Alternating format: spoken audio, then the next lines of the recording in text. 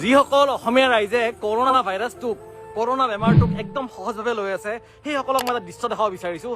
মই বৰ্তমান দ্বাৰকা ছেক্টৰ 23ত দিল্লী নতুন দিল্লী দ্বাৰকাৰ ছেক্টৰ 23ৰ এয়া ৰাস্তা আপোনালোকে চাওক, এয়া চাৰিআলি আৰু সেয়া ৰাস্তা। এইবোৰ ৰাস্তাত প্ৰতি মিনিটত কমচে কম 100ৰ পৰা 150 গাড়ী, বাইকৰ কথা কোৱাই নাই, 4চকীয়া গাড়ী 100ৰ পৰা 150 গাড়ী। এতিয়া এখন গ'ল চাওক, এতিয়া এখন গ'ল।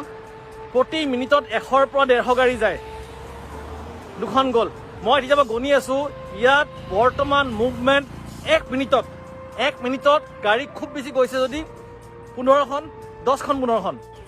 তাৰ মানে কথাটো এইটো হৈছে যে বৰ্তমান কৰোনাৰ পৰিস্থিতি দিল্লীত ইমান বেয়া হৈছে যে ইয়াত যোৱা দুদিন ধৰি কাৰফিউ দিব লগা অৱস্থা হৈ গৈছে। কাৰফিউটো এনেধৰণৰ যে একেবাৰে অত্যাৱশ্যকীয়, মানে বহুত যদি আৱশ্যক নহয় তেন্তে আপুনি ঘৰৰ বাহিৰত ওলাব নোৱাৰিব। ক'ৰবাত গৈ একেলগে মানুহৰ মাজত আপুনি কি কৰিব নোৱাৰিব, গেডাৰিং কৰিব নোৱাৰিব, মানুহবোৰ লগ হ'ব নোৱাৰিব। একেবাৰে অত্যাৱশ্যকীয় সামগ্ৰী যেনে ফাৰ্মাচী খোলা ৰখা হৈছে, হস্পিটেল খোলা ৰখা হৈছে।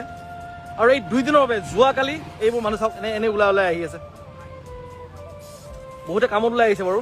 কিন্তু আৰু আনকি ঘৰলৈ যিবিলাক মেইড আহে, হাউচমেইড যে ঘৰলৈ কাম কৰি পিনে সহায় কৰিব আহি থাকে, সেই হাউচমেইডবিলাকৰো অহা যোৱা বন্ধ কৰিছে। গাখীৰ দিব অহা মানুহবিলাকো গেটৰ পৰা গাখীৰ দি গৈ আছে। তো পৰিস্থিতিবিলাকক ইমান সহজভাৱে নল'ব।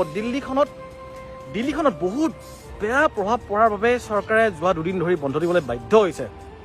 ইয়াত কোনো পলিটিকেল পাৰ্টি বা কোনো চৰকাৰ বুলি মই কোনো কথা ক'ব নাযাওঁ।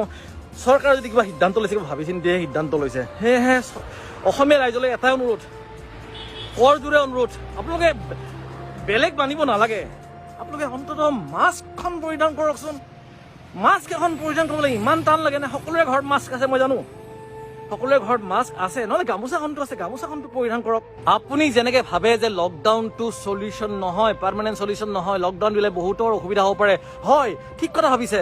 লকডাউন দিয়াৰ ফলত কি হ'ব পাৰে, প্ৰত্যেক দিনাই দিন হাজিৰা কৰি মজদুৰি কৰি পইচা ইনকাম কৰি অনা মানুহবিলাকৰ কি হ'ব ভাবকচোন। তেখেতলোকে সেইখিনি পইচাৰে সেই দিনটোৰ খানাখিনি খায়, সেইখিনি পইচাৰে ঘৰত বেমাৰ হৈ থকা বুঢ়া বুঢ়ী, বাক দেউতাকৰ, সন্তানৰ, পৰিয়ালৰ কাৰণে মেডিচিন লৈ আহে। যদি সেইদিনাখনৰ যদি তেখেতে পইচা নাপায় তেন্তে তেখেতলোকে খাব কি ভাবকচোন। তেখেতলোকে মেডিচিন ক'ৰ পৰা খুৱাব? আৰু যদি একেলগে যদি ধৰক 3 দিন 4 দিন এসপ্তাহ এমাহ যদি লকডাউন হৈ যায়, কিমান বেয়া অৱস্থা হ'ব। সেইটো নহ'বৰ বাবে, লকডাউন নিদিবৰ বাবে চৰকাৰক আমি বাধ্য কৰিব পাৰোঁ। কেনেকৈ?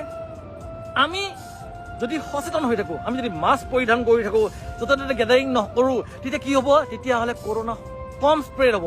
আৰু যিমানে কম স্প্ৰেড হ'ব সিমানে লকডাউন হোৱাৰ চান্স কমি যাব। সেয়ে মোৰ আপোনালোকে এটা অনুৰোধ, আপোনালোকে মাস্ক কেলৈ পৰিধান নকৰে কওকচোন। মানে কথাখিনি কওঁতে অলপমান বেলেগ হৈ গৈছে, কিন্তু প্লিজ মাস্কখন পৰিধান কৰকচোন। আপোনাৰ ঘৰত সকলোৰে মাস্ক আছে নে কওকচোন? সকলোৰে মাস্ক আছেই। প্লিজ মাস্ক পৰিধান কৰক, নহ'লে দিল্লীৰ নিচিনা অৱস্থা হ'ব। চাওক দিল্লী এতিয়াও শূন্য, এয়া সদা ব্যস্ত দ্বাৰকা। হে ভগৱান, এনেকুৱা অৱস্থা অসমত আকৌ নহওক।